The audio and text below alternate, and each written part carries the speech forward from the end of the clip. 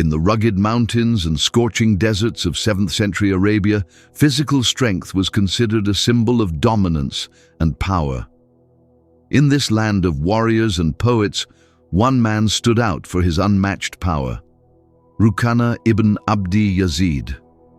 He wasn't just strong, he was a wrestling legend of Makkah. Stories of his strength echoed throughout the region. People feared him. No one had ever managed to defeat him in wrestling.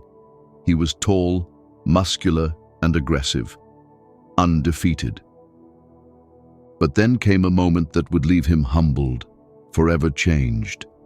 A moment where brute strength was humbled by a person chosen by Allah, and the world witnessed the strength of a prophet. At that time, Prophet Muhammad, peace and blessings be upon him, had already started preaching the message of Islam, Tawheed, the worship of one God, only Allah. But many of the Quraysh, including Rukana, were not ready to accept the truth. Rukana would mock the Prophet's peace and blessings be upon him message. He saw it as weakness, not knowing that real strength lies in self-control, truth, and submission to the Creator. One day, the Prophet, peace and blessings be upon him, approached Rukana and said, "O Rukana, will you not fear Allah and accept what I invite you to?" Rukana responded arrogantly, brushing off the call to Islam. So the Prophet, peace and blessings be upon him, said, "If I defeat you in wrestling, will you then believe that I am the messenger of Allah?" Rukana, with a smirk, agreed. To him it was going to be a quick and easy victory, as the personality of Prophet Muhammad, peace and blessings be upon him, was not only very hard to type, but also he was well known for his kindness and mercy, traits that many, like Rukana, considered a hindrance to power and strength. The crowd formed. People gathered to witness this unexpected challenge. How could Muhammad, peace and blessings be upon him, a simple man known for his gentleness, possibly stand against the might of Rukana? But then, in a flash, Prophet Muhammad, peace and blessings be upon him, grabbed Rukana and brought him to the ground. The champion was floored. Shocked and embarrassed, Rukana stood up and demanded another round. Again, the Prophet, peace and blessings be upon him, threw him down. This was the third attempt. Same result. 3 straight defeats. Rukana couldn't believe what had just happened. He gasped, "By Allah, no one has ever thrown me to the ground before." The Prophet, peace and blessings be upon him, simply smiled. There was no arrogance, no taunting, only the humble call of truth.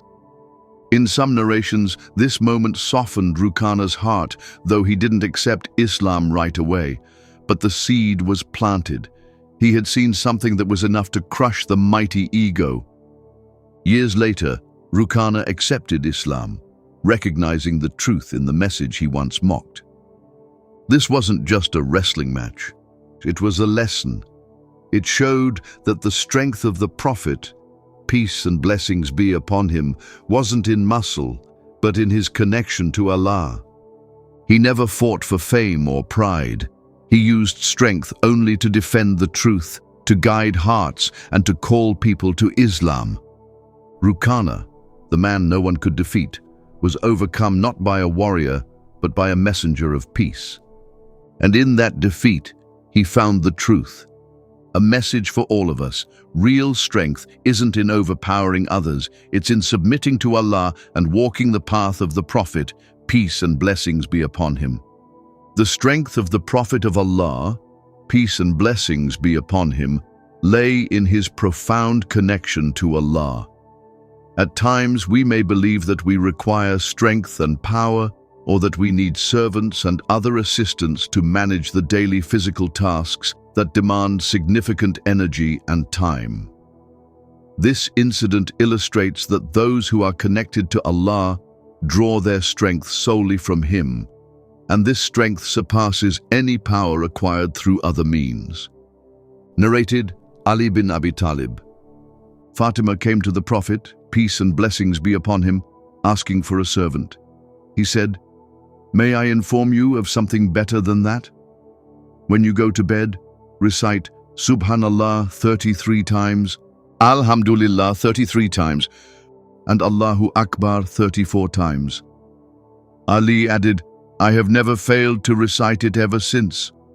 Somebody asked, even on the night of the Battle of Siffin? He said, even on the night of the Battle of Siffin. This hadith illustrates that genuine physical strength is found in the remembrance of Allah. This does not imply that one should neglect their health and body, relying solely on the dhikr of Allah for strength. This simply means that the foremost thing one should do is to nurture their connection with Allah and reinforce that bond. In Islam, it is important to take care of one's personal health and hygiene, as the body is considered an amana from Allah. The Messenger of Allah, peace and blessings be upon him, said, the strong believer is more beloved to Allah than the weak believer, but there is goodness in both of them. So this was all about the wrestling incident between our beloved Prophet Muhammad, peace and blessings be upon him, and the apparently strongest man of Mecca, and how Prophet Muhammad, peace and blessings be upon him, won the battle without any prior training or experience, and that too with much ease. We hope you found the video beneficial and informative. Make sure to like, share, and subscribe to our channel for more such insightful content. Until next time, Assalamu alaikum.